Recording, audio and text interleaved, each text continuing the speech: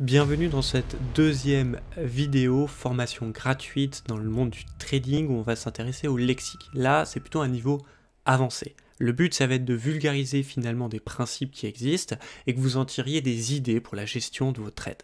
Allez, c'est parti.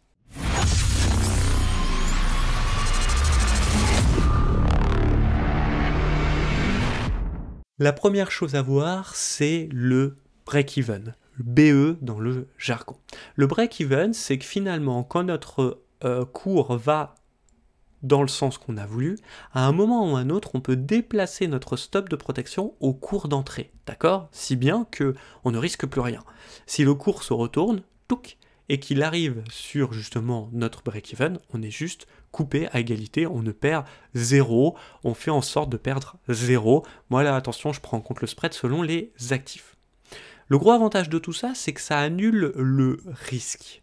Le gros désavantage, c'est que si on retourne sur notre cours d'entrée avant de repartir, par exemple pullback, volatilité à cause d'une annonce, n'importe quoi d'autre, eh ben finalement on est coupé alors qu'on avait raison sur le sens fondamental de notre plan. Du coup, je vous donne quelques tips et astuces pour éviter d'être tout le temps exécuté sur ces break-even. Le premier, c'est qu'on le définit en amont dans son plan. C'est très important d'avoir un plan et de dire à un moment ou à un autre, on va placer à break-even. Par exemple, je reprends l'exemple tout à l'heure, ici j'ai matérialisé une zone de résistance de l'actif, et donc du coup sur une zone de résistance, j'ai pas forcément envie de couper mon trade parce que je pense qu'il peut aller plus haut, mais par contre je vais le mettre à break-even, ok? Pourquoi? Parce que cette résistance peut réenvoyer mon cours à mon niveau d'entrée, voire même plus bas, et donc dans ces cas-là, je ne veux rien risquer. Ça, c'est le premier conseil. Pour éviter de trop l'utiliser, si à un moment on a le doute, alors dans ce cas-là, on revoit notre plan, et on se dit, ah ben oui, le plan, il m'a bien dit que je devais rentrer à break-even sur cette résistance, on n'est qu'à la moitié de la course par rapport à cette résistance, bah dans ce cas, je ne fais rien. Quelques chiffres pour vous aider un petit peu à vous aiguiller. En range, c'est assez simple. En range, vous définissez une borne haute, une borne basse, et à peu près à 50% de la course, que vous soyez acheteur ou vendeur, c'est là où il faut mettre un break-even, parce que tout le monde voit ces 50% dans un range. En tendance, par contre, je vous conseille plutôt 70% et limite avec allègement de position, mais vous allez voir, on va juste voir ça après. En complément, je voulais vous parler des stops financés. Vous avez compris, le break-even, on va déplacer notre stop à notre cours d'entrée. Ici, dans le stop financé, arrivé sur une autre résistance, d'accord, sur un autre actif, au lieu de déplacer mon ordre à mon stop à mon cours d'entrée, ce que je vais faire, c'est que je vais prendre une partie des bénéfices, ok, par exemple 50%, et je vais remonter d'autant mon stop de protection que j'ai gagné d'argent. Par exemple, si je suis en gain au moment de placer mon stop financé de 10 € et que je coupe 50% de ma position, du coup, j'ai déjà pris en bénéfice 5 € finalement de cette position. Ensuite, après, je prends mon stop, vraiment, et je le remonte jusqu'à avoir moins 5 €. Arrivé ici, en fait, j'ai un stop financé. J'ai pris 5 € d'un côté, qui sont sécurisés, qui sont dans mon portefeuille finalement, et l'ordre en cours, au pire, me fait perdre que 5 €. Du coup, à la fin, je sors avec une opération nulle. Alors, vous allez me dire à quoi ça sert? Eh bien, en fait, ça sert, le gros avantage, c'est qu'on se tape globalement moins de stops avec cette technique, parce que si, par exemple, cette résistance me renvoie sur mon point d'entrée, et que moi, j'ai vu qu'il y avait un point d'entrée, il y a fort à parier que les autres traders l'aient vu, et donc, du coup, ça évite déjà tout ce qui est pullback, et qui arrive, les pullbacks parfaits, dans 25% des cas. Donc, forcément, ça évite déjà ces 25% de stop.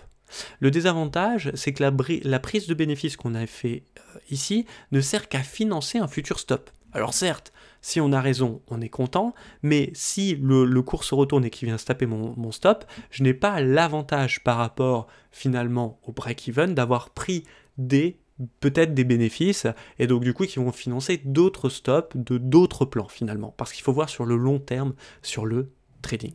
Maintenant, on va parler justement des allègements de position, pour que vous compreniez un petit peu la notion de take profit 1 et 2, d'accord? Et là, on va parler de l'allègement de position dans une zone de gain. Le plus important avec cette notion, c'est savoir quand l'utiliser finalement. On va l'utiliser quand le marché n'est pas propice à notre système de trading. À l'approche d'une annonce, par exemple. Quand on voit un signal de retournement sur les unités de temps qui concernent notre plan. voire même, et justement c'est ça le dernier point, pour changer un plan d'unité de temps. Reprenons l'exemple de notre action où j'ai eu 10 € de bénéfice. Sur un compte par exemple à 100 €. On est très content, on a eu 10 € de bénéfice. Mais au lieu de couper la totalité de notre position, on va couper qu'une grosse partie et on va laisser une toute petite partie très loin. Pourquoi? Je vous rappelle que le marché, de façon traditionnelle, est haussier dans 70% des cas. Pourquoi je ne profiterai pas sur le long terme de ça? L'allègement de position, ça peut servir à ça. Et donc du coup, on va littéralement passer à un plan, par exemple, de scalper ou d'intraday en swing, voire même en investissement. Ça peut être utile dans de nombreux cas. Par exemple, dans le monde des crypto-monnaies. Quand le Bitcoin était à 20 000, vous aviez tradé cette accumulation sous les 20 000. Très bien. Arrivé sur les 25 000, vous avez coupé une partie de vos bénéfices parce qu'il faut se payer en trading et vous laissez le reste à vita aeternam sur 1, 2, 3 ans. C'est bien qu'aujourd'hui, s'il est à 50 000 ou 60 000, ça vous fait énormément gagner d'argent. Je ne veux pas vous mentir, surtout si vous êtes sur des unités de temps petites, type scalping, type intraday, c'est vraiment très bien de garder une toute petite partie de position, 10 à 20%, pour aller chercher beaucoup plus haut. Le gros avantage de ça, c'est que là, pour le coup, vous avez compris que le Take Profit 1, par exemple, la prise de bénéfice ici, d'accord, et on va laisser le reste de la position aller chercher notre Take Profit 2, notre fin de Take Profit, ça permet de financer certains de nos prochains stops de protection, parce qu'on aura des stops de protection qui seront déclenchés. On est sur les marchés, on ne peut pas avoir raison à 100%, et c'est pas le but d'ailleurs. Et en plus, comme je vous disais, ça permet de laisser une partie de nos gains maximisés. Le gros désavantage, c'est que ça déstabilise les mathématiques fondamentaux de notre trading. Je m'explique. Si vous avez un ratio initial de 2 pour 1, et à 50% de la course, vous coupez 50% de votre position, d'accord, en bénéfice. Alors le ratio final, si le TP final est touché, en plus de ça, n'est plus que de 1,5 pour 2. Il n'est plus de 2 pour 1. Il a baissé le ratio. En fait, vous venez virtuellement de baisser votre ratio. Il faut être conscient de ça quand on prend des bénéfices sur les marchés. C'est pas grave, mais c'est juste que plus on va passer dans des unités de temps petites, plus notre ratio va être mis à dure épreuve. Et dans le temps, c'est bien d'avoir un ratio justement strictement supérieur à 1,5 pour être rentable. Ce n'est pas la seule condition, mais je vous vulgarise tout simplement un apprentissage. Alors, quelques tips pour utiliser l'allègement, on le définit en amont. On le définit dans son plan de trading et on exécute son plan de trading. Si on définit qu'à un niveau, on prend des bénéfices pour passer sur des unités de temps supérieures, c'est très bien, c'est ce que je vous conseille de faire. Mais définissez-le en amont, on ne prend pas des bénéfices à l'arrache n'importe où. Ensuite, pour garder les mathématiques avec nous, ce qui peut être pas mal, c'est de déséquilibrer justement la prise de bénéfice. Par exemple, vous prenez un Take Profit 1, votre première prise de bénéfice, à 30 ou 70% de la course totale de l'actif.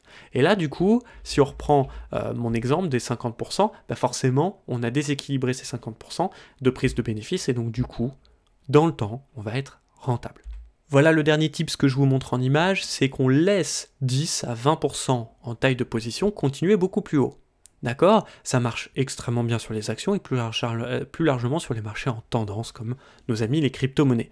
Vous définissez une zone où vous avez pris votre Take Profit 2, mais en fait vous laissez 10% pour aller toujours chercher plus haut, plus loin, plus fort. Et ça, franchement, c'est ça qui va vous rémunérer sur le long terme. Quand je parle de long terme, 6 mois, 1 an, 3 ans, 4 ans. Maintenant, on va parler de quelque chose d'un petit peu plus touchy. C'est l'allègement en perte, d'accord? Il n'y a qu'une seule raison pour faire de l'allègement de position dans la zone de perte. En fait, c'est quand vous n'êtes pas tranquille avec un plan, quand vous commencez à avoir peur, quand vous avez une sensation désagréable de perdre pied, d'avoir peur des chiffres que vous perdez. Et je vais vous donner 2 questions à vous poser, et normalement, elles devraient être répondues par oui. Alors, la première question, c'est est-ce que mon plan est-il respecté? Oui, non. Ne vous mentez pas à vous-même dans ce genre de situation, ça peut vraiment vous sauver la vie. Est-ce que j'ai respecté mon plan? Si c'est non, vous coupez la position et vous faites même pas d'allègement. Mais si c'est oui, alors dans ces cas-là, vous passez à la question numéro 2. Mon money management est-il respecté? Si cette question est non, alors vous coupez tout de suite la position, c'est pas grave, vous y reviendrez, c'est une erreur. Mais si par contre c'est oui, et que vous avez toujours peur après ces 2 réponses, alors dans ces cas-là, vous pouvez couper une partie de votre position, par exemple 50%, pour retrouver finalement un niveau c'est-à-dire arriver sur votre stop loss de perte avec lesquels vous êtes serein et tranquille. Encore plus touchy, le renforcement de position. Alors ça, j'adore. C'est un de mes piliers de ma stratégie et c'est un des trucs qui me rémunère. Alors certes, on va dire 20 jours par an, mais clairement, quand on décide d'appuyer, quand on commence à renforcer des positions, c'est généralement aussi extrêmement lucratif. Alors, il y a plusieurs types d'avantages, et vous allez voir surtout un gros désavantage, il y a un piège, mais globalement, le gros avantage de tout ça, c'est que ça profite dans un marché qui est en tendance. Par exemple ici, vous savez, on avait une tendance, on est revenu sur notre point d'entrée, on n'a pas mis un break-even, et ça continue, et puis après on décide de reprendre position pour aller profiter des derniers pourcentages de gains, et donc du coup maximiser largement nos gains. Et c'est un accord parfait entre justement le swing et le day trading. En fait, quand je dis ça, ce que je veux mettre en évidence, c'est que par exemple, vous avez un plan en journalier. D'accord? Donc plan journalier, ça peut être du day, c'est entre les deux, c'est entre l'intraday et le swing trading. Maintenant, votre plan se déclenche en données journalières et il va se passer plusieurs jours, parce qu'on est en données journalières, pour que ça aille toucher votre take profit. Par exemple, ce qui peut être pas mal, c'est qu'une fois que votre plan en données journalières est enclenché, c'est descendre dans des unités de temps, par exemple 4 heures une première fois, pour reprendre dans la tendance de l'actif une autre position, mais dans un plan 4 heures. Et puis refaire un plan horaire pour justement travailler dans le tendance de l'actif et justement continuer à profiter et à maximiser vos gains au maximum. Par contre, il y a un piège à tout ça.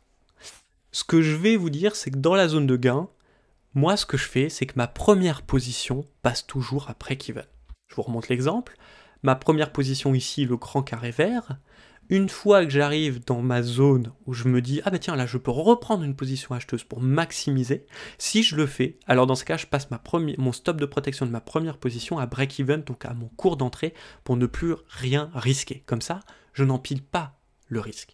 Et en plus de ça, je le définis dans mon plan de trading. Ça va vraiment me servir à passer d'unités de temps relativement hautes, hebdo, journalière, en des unités de temps un petit peu plus petites et vraiment à maximiser mes gains.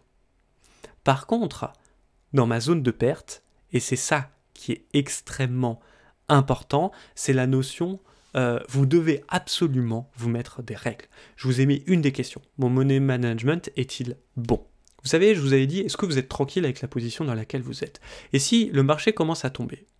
Eh bien justement, si vous avez une trop grosse prise de confiance en vous, genre je suis sûr, je suis certain, on m'a dit que, j'ai vu que, peu importe les termes que vous pouvez utiliser, mais s'ils sont dans ce champ lexical, alors dans ces cas-là, faites attention. Dites-vous que votre cerveau est en train de voir peut-être ce qu'on va appeler une martingale. Il faut faire très attention au renforcement de position dans la zone de perte. Il y a deux occasions pour l'utiliser. La première, c'est que dans mon plan initial, j'ai décidé de ne prendre que par exemple pas une position pleine de mon money management, mais une demi-position, et de me laisser une deuxième cartouche, 2 cartouches, pour re-rentrer sur le plan. Vous pouvez diviser par exemple par 30, un tiers, vous dites je prends un tiers maintenant, peut-être un tiers plus bas, peut-être un tiers plus bas. Ok, mais dans ces cas-là, vous avez respecté votre money management sur les 3 positions. Ok? Et surtout, ne le faites pas si vous êtes déjà surexposé sur les marchés. Et maintenant, pour finir cette vidéo, j'aimerais qu'on se mette d'accord.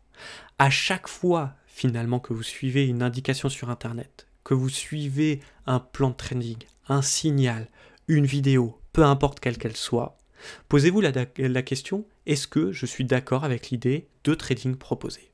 Si vous n'êtes pas d'accord, c'est pas grave. Des acheteurs et des vendeurs, il y en a globalement 50-50 dans ce monde. S'il y a un acheteur quelque part, il y a un vendeur. Et si moi je vois la position acheteuse, peut-être que vous voyez la position vendeuse.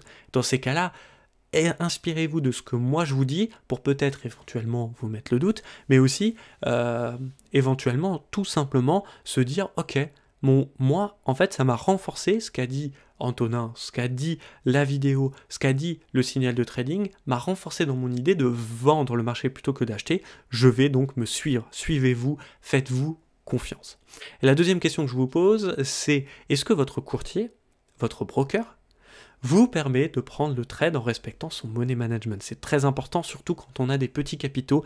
Ne vous faites pas avoir par des paires de devises ou même par des marchés de matières premières qui sont trop chers ou encore plus les marchés futurs qui sont vraiment super chers.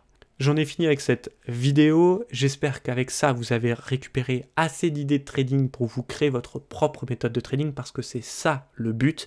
N'hésitez pas à liker, n'hésitez pas à commenter et on se retrouve très rapidement dans une prochaine vidéo. Prenez soin de vous et de votre capital. Allez, ciao.